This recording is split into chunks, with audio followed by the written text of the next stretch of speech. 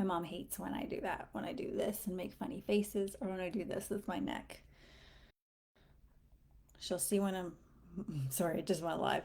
I was just making funny faces and I was saying my mom always hates when I make funny faces, like when I do all of this with my face or when I do this with my neck. And then she'll call me and she'll be like, don't do that. Why can't you ever have just a pretty face? Why can't you just have a whatever face? And I'm just like, because this is me. All right. Let me just get it all set up so I could follow along with your comments. I was like following along on my device instead. Facebook always makes little changes. My mom. All right.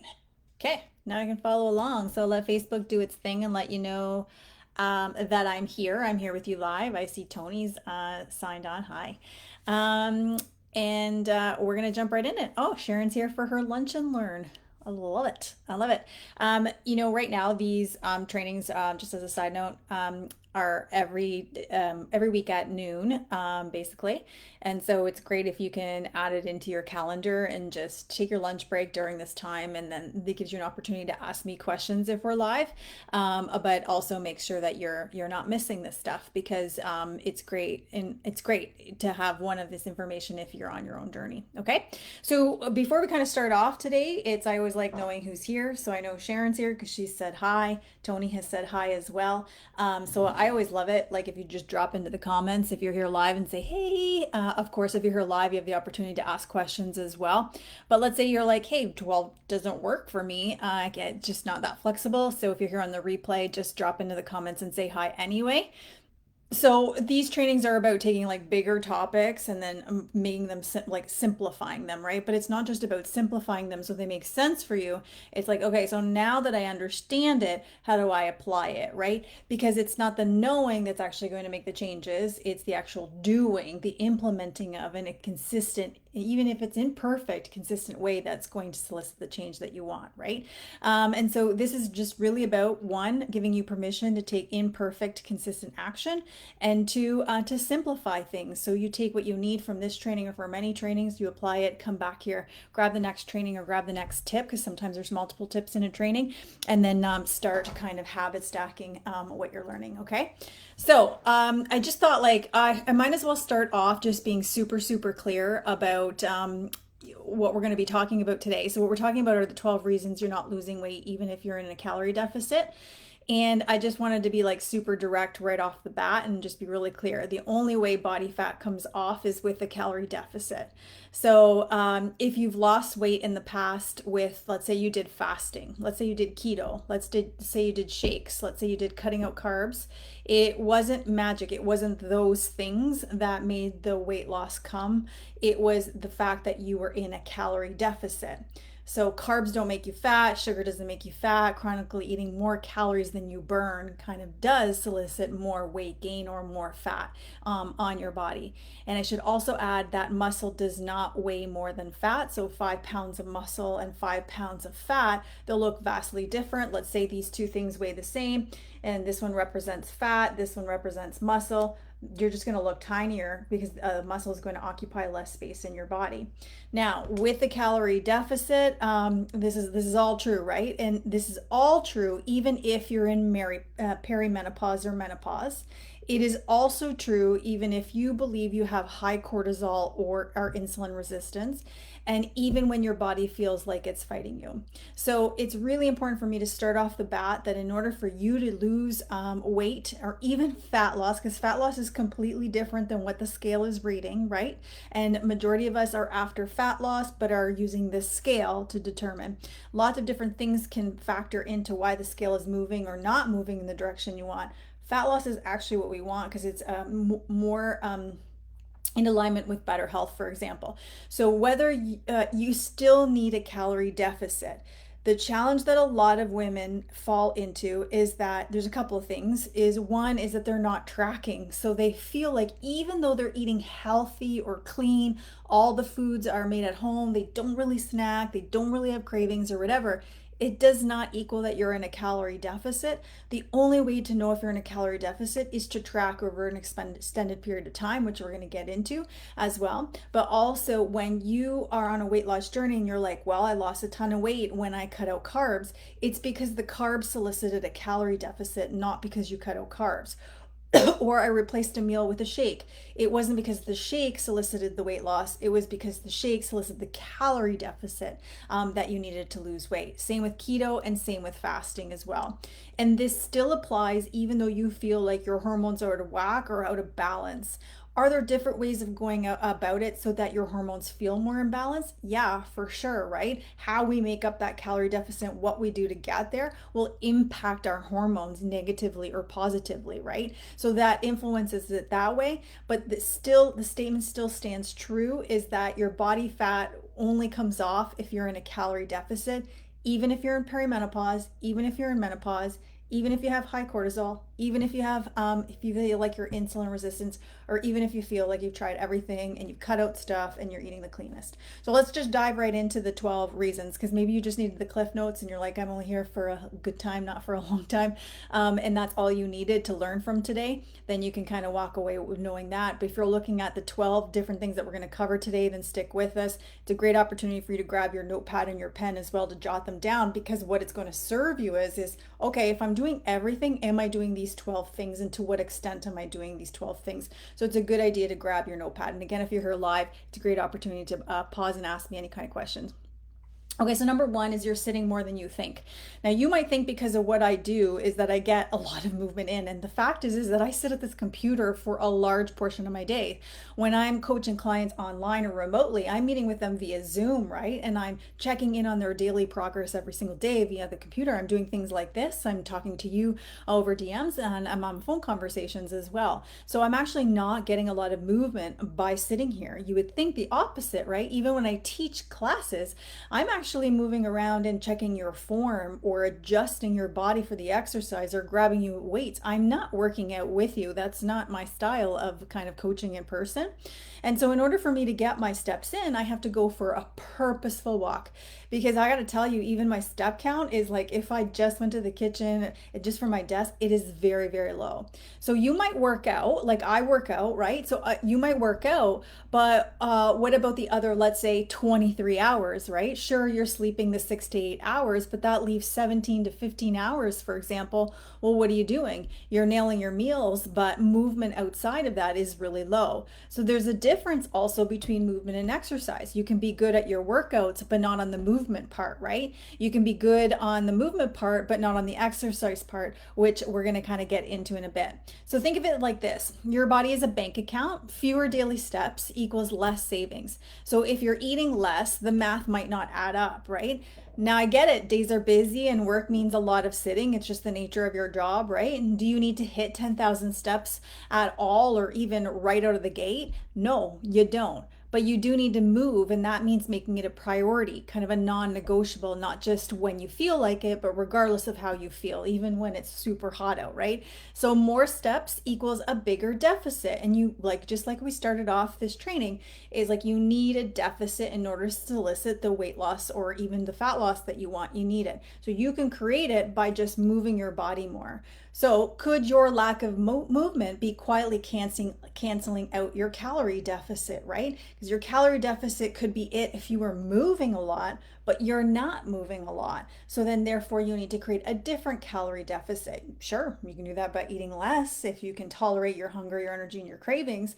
Or you can do it by, okay, what would this look like if it was a priority? If there was $1 million I would get for every day that I did it, how would I make this a priority, a non-negotiable for me to just get some steps out? For me, it means getting up early and getting in my steps, particularly before it's hot because I have the dog, and just knocking out as many steps as I can. And that's outside of my workouts. So you're sitting more than you think can also be the reason why you're not losing the weight. So you have to consider that. So on your paper, if you write, am I sitting more than I think? What would it look like if I were to prioritize moving my body more outside of my workouts, right? Because you're banking just on your workouts to create the deficit. I'm saying movement and exercise are two different things. What would it look like if that was a priority for me? So that's number one.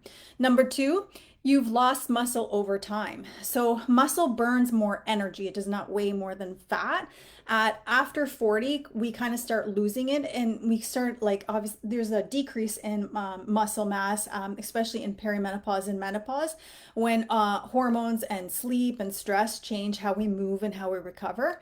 Then if you like, let's say you add in alcohol or you're not lifting, so let's say you're still doing the same cardio weights, or I just had a woman who was like lifting the same 10 pounds for the last 2 years, right? So you're not even progressing. Then you're like sitting as part of your job or whatever. That equals a slower burn. So if you're stuck on the last 10 to 20 pounds, you might want to switch the focus from getting skinnier, losing weight, to building muscle, simply because muscle helps metabolism and fat loss. And I am going to do a training on, can you lose weight and build muscle at the same time? Hopefully that's a good topic that you want to learn more about. So that's coming up. But muscle is going to help you with that metabolism, that fire and that metabolism there. So if you're just, not prioritizing weightlifting in a progressive way that helps promote muscle growth, then you're kind of hurting your metabolism. You might be getting skinny, but you're not going to do yourself a service as you want to keep progressing. So the thing about this is you can't spot reduce fat, but you can build muscle. So for example, like, I was talking to somebody who wanted to lose the flap under their arms, right? Well, more tricep dips isn't going to do that. More tricep extensions is not going to do that. It's actually a really small muscle group, so you're not even going to burn a lot of calories, right?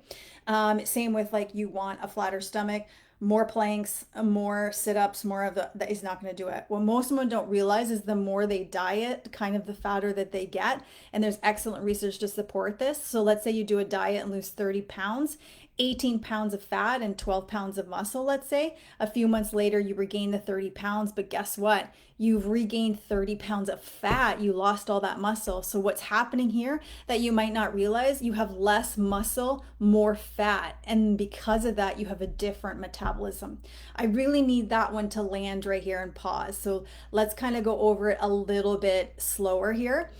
So one, we talked about, hey, you can't spot reduce, right? That just doesn't happen, right? And also, is when you diet and you just look at reducing the calories, or you do these kinds of things that are about losing weight fast, right? And you see those, maybe you see those posts that are like, I lost 30 pounds. Well, you have to equate, okay, did that person lose 30 pounds where some of that was fat and some of that was muscle? Because if they're losing muscle at the same time, all they're looking is at the scale, right? And maybe they're inches and they're just looking at that and they're like, oh, I'm down 30 pounds. What we don't want to do is lose muscle at the same time, because when or if you regain the weight back, and let's say you regain all 30 of it, you're going to gain 30 pounds of fat, not a portion of that being muscle. And when that happens, you have a very different metabolism, the kind of metabolism you don't want. So are you missing this part, right? So on your notepad, think about it. Like, how are you building muscle and preserving muscle? Even though you do that workout and you lift those little weights, just like that person is like, she's been lifting the same weights for 2 years and she doesn't feel stronger. She just feels like she has more endurance. That's not weightlifting. So are you missing this part? Your muscle to fat ratio has changed, particularly now that you're in perimenopause and menopause, and rather than beating your head about the calorie deficit, it's better to invest in muscle building. Is that where your focus needs to be? Is rather than being so stuck on the scale, and I get it, because it's been 20 or 30 years of maybe you being stuck on the scale and being a certain weight and convincing yourself that you feel better at that weight. You don't know if you would feel better with more muscle. And we know that when you have more muscle, the metabolism acts differently. It's the muscle of longevity. There's all kinds of different things that will happen when you have more muscle versus just the number on the scale. So number 3, you're underestimating your calories. So let's say if your deficit is, so in order for you to lose weight, you need the deficit, which we talked about, right? So let's say that deficit is 1,500 calories, but your actual average is 1,650. You're not in a deficit. Even though you're like, well, it's just 150 calories, you're not in a deficit. And it's really easy to do, actually. Think a Friday night or a Saturday night, or even one meal out, or a few drinks, or even those bites while you're cooking or prepping your kids' snacks. A little bit over consistently equals no fat loss, right? Now, you might be confused. Well, Cindy, it's not about a calorie deficit. It's now about my hormones. Not really. So, fat loss is about the calorie deficit, even if you were on perimenopause or menopause. So, imagine eating nothing, like 0 calories. You can only survive for a certain period of time, but then guess what happens in that time? You lose weight and a good amount of fat, right? You'll also get weak, which will all impact your hormones and your metabolism. But that won't stop you from losing fat. Now, if you want to lose fat and feel your best, if you want to lose fat and be healthy, if you want to lose fat and have it be sustainable, then it's about calories and hormones and lifestyle. It's not an either or, it's the total package. We can't isolate any single thing because it's all interconnected. Hormones respond to your inputs. So your hormones are going to do a certain thing if you're very sedentary in your life. Your hormones are going to do a very certain thing if you have no muscle mass and a high fat content in your body, right? Your muscles are going to do a very certain thing if you have a high processed diet, or if you drink alcohol quite a bit, or it's like you're not prioritizing protein or fiber or hydrating. Your bodies do different things as a result of what you're doing to it. So you can say, I really think it's cortisol, and it might be, but the solution to fixing your cortisol, or part of that solution, is still lifestyle. It's still nutrition, it's still exercise, it's still stress, it's still sleep. You can say it's about insulin resistance. That might be true, but it's still about your lifestyle. So if you're thinking like, I just need a supplement or a pill to help me with this, sure, HRT might help you get the energy and feel a little bit better, but it's not going to do all of the work. You still need to do the other things, right? You still need the lifestyle or the inputs in order for that HRT to do its very best to influence your hormones. So it's not, if you're thinking, okay, no, in perimenopause or menopause, it's about your hormones, fix your hormones and the weight will lose. You still need a deficit in order to lose weight. The approach you use to use that deficit will look different because you want it to support your hormones there. It's not an either or, it's an and. It says, if you don't eat or don't eat well, my hormones are out of whack. I have clients who are like, I ate, like I had a series of events and I drank some alcohol. My face is puffy. My eyes are really puffy. I have one who had like sinuses and stuff like that, right? I have others where like digestion is off. When your digestion is off, your hormones are off as well. The people that say calories are all that matter are only sharing a sliver of the truth. The people that say hormones are all that matter are only sharing a sliver of the truth. When it comes to health, when it comes to longevity, because right, you don't want to like retire and have a villa in Spain to enjoy and not have really great health. Sustainability and body composition, they matter. It's an and, it's not an either or solution. So when was the last time you tracked, honestly, for 7 or maybe even 14 days straight, right? You tracked your calories. Are you in an actually calorie deficit? And yes, your veggies count. Yes, fruit counts. Yes, if it's clean and if it's whole. Yes, alcohol. Yes, your cheat meals. Yes, your weekends, all of the things. So number 4, if you don't log it, it didn't happen. So not tracking during trips, holidays equals missing the full picture. The same thing if you're using a cheat meal approach. The same thing if for any licks, bites, tastes, and sips. You can give a C effort. You can't give a C effort, I guess, and expect an A result. What gets tracked gets adjusted. And I know that's really tedious and you don't want to spend the rest of your life tracking. And I don't want that for you either. And I don't want that for myself and I don't want that for my clients. But tracking is what helps you get adjusted. And then from tracking, you can be like, wow, some of my clients, when they start tracking, they're like, I never realized how much fat was in that food. I never realized, wow, I thought that was a protein and it's actually really a fat. And it's like, oh, wow. It's like, I don't want to have all my calories eaten from that. I want it to go over here. So they start to learn stuff. And then once they learn that stuff, then they learn, okay, they get to trust their body more. They understand food at a different level. And then they don't need to track as often. So I am advocating for a period of time where you are consistently tracking. But a lot of the clients that I see is like they track for 7 days and then that's it. And they use that 7 days to represent their entire rest of their life. Or they only track when they're good, not when they're bad. It's like, I had a slip up on Saturday and Sunday, therefore I won't track it. That's not how it works. It's just not how does that ever work in your life? It doesn't work with money. It doesn't work with your grades in school. It doesn't work that way. So if you spend a period period of time logging, and then in this idea, if you don't log it, it didn't matter. Here's what that does: breaks trust with you, because you look at the app and you're like, well, that's a bunch of lies anyway, right? And then your body keeps the score. Mentally, you keep the score as well. Emotionally, it weighs on you more because you're not being honest with yourself. You're being just truthful with yourself. And number three is your body will keep the score. Your digestion will be off, your sleep will be terrible, all these other things, right? So you just keep track is what I'm saying, and keep track of all things for a certain period of time, right? Okay, so then the number 5 would be your deficit isn't personalized. So just because the calculator told you 1,400 calories is what you need, doesn't mean your body agrees. Like fewer steps, less muscle, more stress equals a calorie deficit. That your deficit calories probably need to be different or individualized to you. But one big adjustment is understanding how you eat in a calorie deficit is no difference from maintenance. The only difference is the amount you eat in maintenance versus in a deficit. So the number is just your starting point. You still have to kind of test it and tweak it. And that's the tricky part, the hard part, right? Is because you're like, okay, well, it says in order for me to lose this amount of weight, right, I need to eat 1,400 calories. I am eating 1,400 calories and I'm not losing the weight. Well, I'm asking you, does it need to be individualized to you? Because one is you have a different connection or relationship with food. Two, you live a very different lifestyle. Like somebody who works at a desk versus in production on a line floor, someone who's a mail carrier, different lifestyles that they've set up, right? Or maybe you're the person who hikes every weekend on a long weekend. Maybe you're the person who runs marathons. Different. So you need different calories for different things, right? And I've had just one specific client that just finished coaching with me. She's extremely active.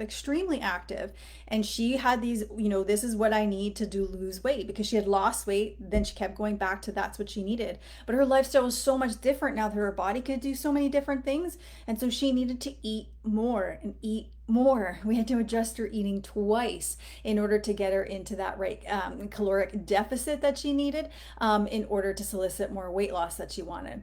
So at the most of us have been on some kind of diet, if not for all of our lives, right? That means that for many women, we've been trying in some form or another to kind of starve ourselves skinny, right? So at best, we have underestimated our calories thinking we're in a deficit. And at worst, we fostered a real chronic caloric deficit that impacts fat. It impacts our digestion, it impacts our hormones, and it impacts our energy. So is the generic one size fits all working for you? Is that kind of your sticking point and the reason why you're not losing the weight you want to lose?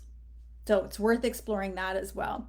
Number 6, you're obsessing over the scale. So you can go number 2 and lose weight. I joke about this with my friends all of the time. I'll be like, wow, I had a really big bowel movement and I lost 2 pounds on the scale, right? It does not mean it's fat loss.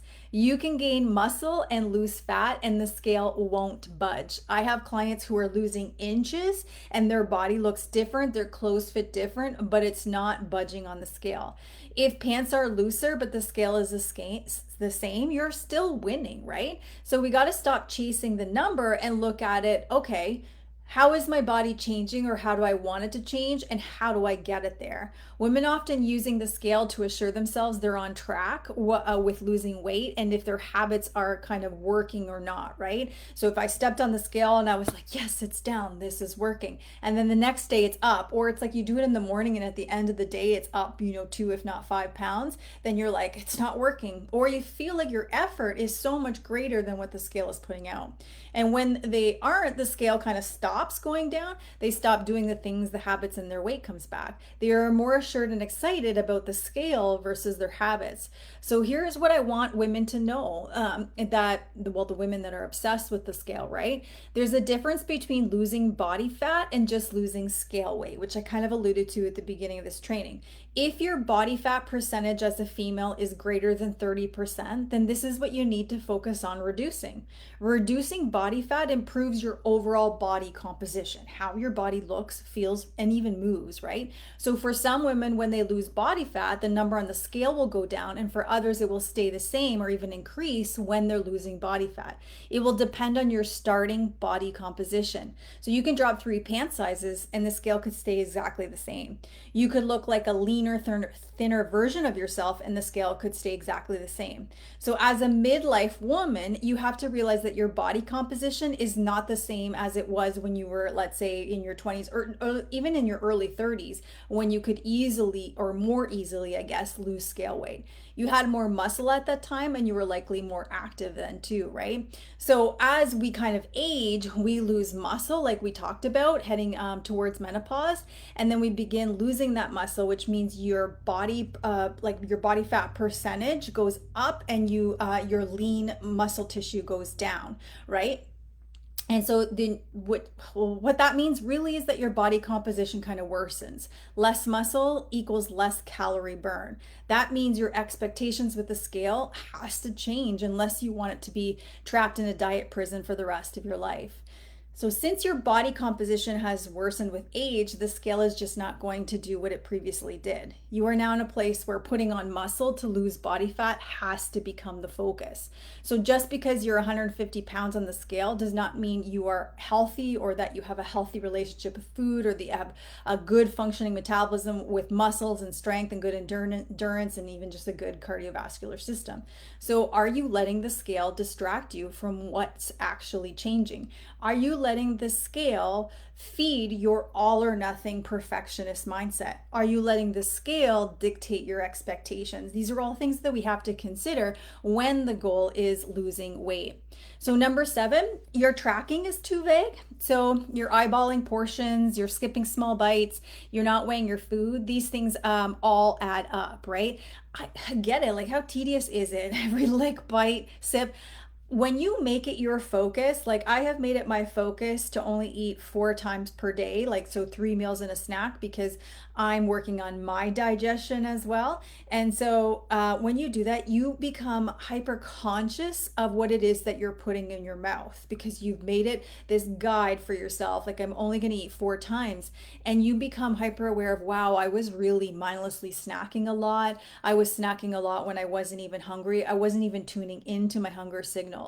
So if you're just eyeballing, if you're just kind of like having little bites, you're here and you're bored, grab a handful, you're bored here, grab a handful, you're prepping dinner, you're eating a little bit, right? Or you're not weighing your food, that kind of all adds up. Now, I'm going from not measuring it in any ways and using the hand portions is a great start. So protein being the palm of your hand, the thickness of your hand, excluding your thumb, fats being the tip of your thumb. Guys, this is peanut butter right here. This is nuts. This is seeds. This is hummus. This is avocado. This is your fat here.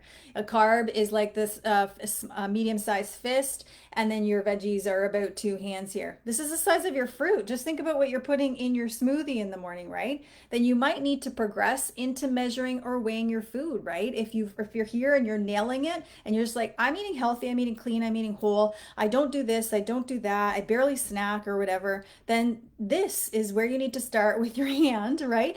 And then you might want to weigh your food for a little bit. So, in a nutshell, you might need to tighten the data just like you would when you're in a saving mode with money. When you're in a saving mode with money because you want something or you're going away on a trip or whatever, you really start to tighten down on your budget and your spending habits or what have you so that you can get to that goal. But when it comes to food, it's like I'm doing everything. But are you? Are you, right? So are you tracking for clarity or just for comfort? Are you believing that because you're eating clean, whole foods and healthy, that that's enough? That could have been your starting point for sure, and it would have solicited change, but that is not enough to carry you through. So number 8, you think healthy foods don't have calories. And they do. This one comes up a lot, right? It's like, okay, well, I don't log my vegetables. Well, why don't you log your vegetables? Vegetables have carbohydrates in them. They still add to your calorie deficit.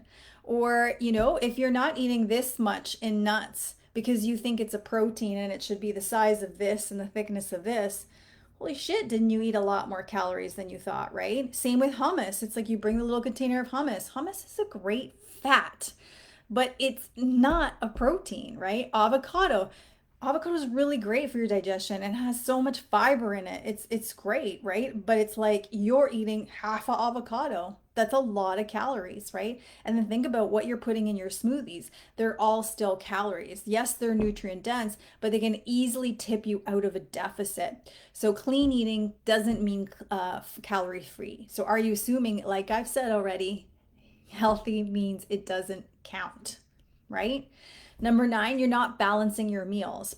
So low protein and low fiber means that you're going to feel hungrier and generally snackier later. So there's a correlation between if you're, let's say, fasting or you're trying not to eat and then you don't eat until like 11 or 12 or whatever. There's a correlation between that and eating later on at night, right? And sometimes when you're eating on it later at night, because your energy is depleted, it's how you reward yourself at the end of the day, it's how you get comfort, you're fighting the emotional stuff, you tend to eat larger portions or foods that are not necessarily nutrient dense. So if you're eating lower protein and lower fiber, that can be increasing your hunger, which makes it harder to stick to your calorie deficit and can lead to snacking later. So not eating enough now can lead to overeating later, but also then the struggle of, you're fighting hunger. So last, we want to filter everything through the lens of sustainability. Ultimately, like if you can't sustain something beyond losing the weight will always come back. And that's what a lot of women find themselves in, is like, I'll just do this until I lose the weight. And then it's like, I'll figure out how to sustain it, but they never entered in a program that helped them learn how to sustain it. They just so narrowly focused on losing the weight, they missed this whole other thing. And then they convinced themselves, I can sustain it. So protein and fiber, listen to this. This is how it's going to balance out your hormones. It's like blood sugar regulation balance. There goes that, right? It's hormonal support, and you're satisfied just longer. So are your meals helping you stay full, or are they setting you up to graze throughout the day? And I could go on to a basket of things, like if you're mindlessly eating, how much more calories you consume without even knowing it. And even if you're eating fast, how much that can correlate between you eating excess calories later on, just because you're eating fast. Okay, so number 10. Okay, this one's a big one. You're eating back your workout calories. So you crushed a workout. Let's say you burned 300 calories, right? And then suddenly you're like, well, I earned it. I burned 300 calories so I can have this 300 calorie glass of wine, or I can have these 300 calories thing of nuts, or this 300 calorie bag of popcorn or whatever, right? Because you've earned it. But here's the problem: is most fitness trackers and apps overestimate your calorie burn by a lot. And even if the number were accurate, your body kind of adjusts. So the more you do, the more efficient it becomes, so that same workout burns less over time. That's why we advocate a lot for progressive overloading your workout, so that doesn't happen. A prime example of that is you can see mail carriers of all different shapes and sizes. Why? Because their body becomes efficient at that, and it stops burning as many calories as they did when they first started out. Add to the fact that many women unconsciously move less throughout the day after a workout because they feel like they've already done enough. Now you're dealing with a double whammy: fewer steps and more food. But also, your body doesn't burn fat because you worked out. It burns fat when it's in a consistent calorie deficit over days and weeks, not just minutes on the treadmill. So you're saying I burned 300 calories on the treadmill, which can easily one drink at Starbucks can certainly outdo that for you, right? Or even if it's healthy food, it can still outdo that for you, right? So your body doesn't just burn the calories through that; it burns it over days and weeks and everything else that you're doing, right? Your workouts are there to help you build muscle, manage stress, and improve your metabolic health, not to cancel out food. Food is not a reward. Movement is not a punishment, right? So, I mean, if you want to work out to eat food, then don't expect fat loss on top of that. Then just expect that you are working out to eat your food. So are you unintentionally erasing your progress by eating back your workouts, right? Number 11, you're all or nothing with food. So you're on during the week. During the week, you track, you prep, you're disciplined. But Friday night hits and suddenly it's screw it, you're off. The weekend becomes a blur of like treats. Maybe you do more takeout, maybe you do more wine, maybe you do more guilt, I guess, more social stuff. Then Monday rolls around and you're back on the way again, right? So does that sound familiar? So here's the math. If you're only consistent 5 days a week and spiraling for 2, that's nearly, get this, 30% of the year where progress stalls or reverses. Because really it can stall if you're in a maintenance, right? If 30% of the year if you go from deficit and then 30% of the year you're in maintenance calories, then you're stalling it, right? But if you're in a deficit and 30% of the year you're in a surplus, you're eating more than you thought, well, it's not going to add up. Even if you're crushing it during the week, the weekends can completely outdo it. And I'm talking also to people who are snowbirds, who like eat differently when they're away, or it's like you go to the trailer 2 months out of the year and you eat differently. This isn't about willpower, it's about mindset. So if you believe you have to be perfect to succeed, you're setting yourself up to fail. What you really need is a strategy that fits real life, a way to kind of include, let's say you like cake, let's say you like chocolate. I really like chocolate. You like or I have some clients who are just like more burgers and fries and things like that, or pizza, or you're the kind of person who likes a glass of wine. You want to be able to enjoy those things without the like fuck it aftermath, right? Because weight loss that lasts doesn't come from perfection, it comes from consistency and learning to pause without the spiral. So you really got to ask yourself, do you believe food is something you need to earn or make up for, or do you want to learn how to actually enjoy it without losing control? And the last one, you keep lowering calories hoping this time it'll work, but instead of fat loss you feel stuck. Why? Well, because you're sluggish, you're like more tired, you're more moody, your cravings are through the roof, your hunger is up, and somehow you're gaining weight. It's your biology fighting back. So when you stay in a calorie deficit for too long, your body doesn't just sit there, it adapts, it protects you, it slows you down to survive. So here's what chronic dieting really does. It increases your hunger. So you got two hormones, ghrelin goes up and leptin goes down. Ghrelin being the hormone that tells you that you're hungry, so that goes up. Leptin goes down, the hormone that tells you you're satisfied. It lowers your energy and your movement even if you're not trying, because you just don't have as much energy to give. It adds stress to your system. Too little food plus exercise equals burnout. It weakens your immune system, so you get sick a lot more or colds a lot more. It boosts your cravings and drops your serotonin, which are those feel good hormones. Kills your sex drive and your hormone balance. Drains your motivation, so dopamine goes down. Slows metabolism, like your thyroid can slow down, your cortisol can go up. But again, you still need it. Yeah. So makes consistency impossible. You're running on fumes, messes with your cycle, particularly if it's really low for a long period of time. So menstrual irregularities, increases mood swings and irritability, raises injury risks because you have less fuel, less recovery, disrupts your sleep because high cortisol, that 2 a.m., 3 a.m., 4 a.m. wake up, shrinks your social life because you become food obsessed, and triggers binges because your body will fight to survive. It increases your fat cell count when you finally do overeat, which we've already talked about, makes future weight loss even harder, chips away at your confidence because you think you failed, traps you in an all or nothing loop, which we just talked about, and feeds instant gratification and kills your long-term success. So this is the hidden cost of always being in a diet phase: less food, more fatigue, slower results, worse health.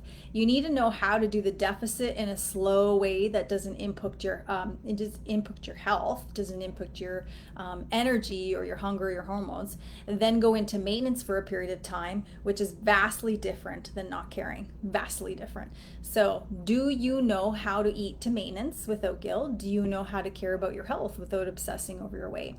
So to wrap up, so before we wrap up, I guess the question is, what are you ignoring? And I'm not trying to be a dick about it. I'm trying to say, like, we just covered 12 things. And if you think about all those 12 things, which ones are you not doing well on? And just be completely honest with yourself, because why would you lie if this is what you want? And number two is, if you thought about each one on a scale of 1 to 5, to what capacity are you doing them consistently? So, are you nailing 5 out of 5, or is it I'm doing it, but I'm only doing a 1 out of 5? So whether intentionally or not, are you sitting more than you think and not realizing the impact that has because you say, I just work out, but you're discounting movement? Have you lost muscle over time? And that one's a hard one to know. That one's a hard one to face, right? Because you think because you're working out that maybe you haven't, but that's not how you figure that out. Are you underestimating your calories? And underestimating it by a lot, which is like how we talked about what the reason why that sucks for what we just talked about. Are you using if I don't log it, it doesn't count approach? Is your deficit personalized to you? And we talked about why that was important. Are you being too vague with your tracking? Are you stuck in the belief that if it's healthy, it equals a calorie deficit? Are you just focusing on calories at the expense of balanced meals? Are you obsessing over the scale? There's Maverick. Are you eating back your workout calories? Do you have an all or nothing mindset with food? And are you keeping your lowering calories? Are you constantly lowering your calories, hoping that it'll work?